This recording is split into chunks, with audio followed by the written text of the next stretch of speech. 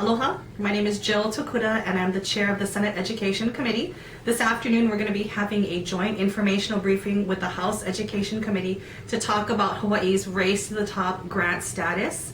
And I'm sure given recent events it's going to be a very lively discussion.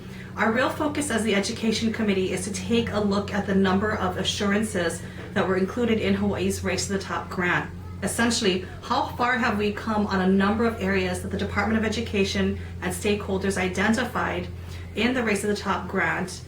What more is being done? And in a nutshell, are we really in jeopardy for losing those funds as a result of some of the recent events that have taken place with the teacher contract negotiations and our ability to secure teacher evaluations? I really do feel that part of the discussion is going to be what options the department feels it has, and even the administration, what options they are pursuing to make sure that we make good on those assurances that were included in the Race to the Top grant. Some of the discussion will talk about teacher evaluations and whether or not we will have legislation to take a look at mandating teacher evaluations in statute. I will say that a number of other states that are Race to the Top states have actually codified these things in their laws.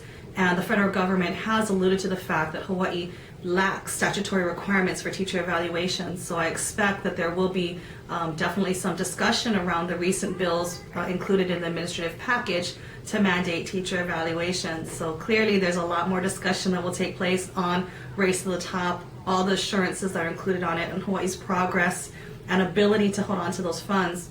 But definitely for the education committees, from our standpoint, the real question remains, how are we making sure that we do best by our students? Whether it's Race to the Top or anything else that's going on in our schools and our classroom, our focus always has to come back to the kids. And I think that's really what you're going to hear coming out of today's informational briefing is, what are we doing to make sure that we best support our teachers to best teach our kids? So it's a great discussion this afternoon, and one that I'm sure will continue going forward in our hearings and further briefings. So look forward to that discussion.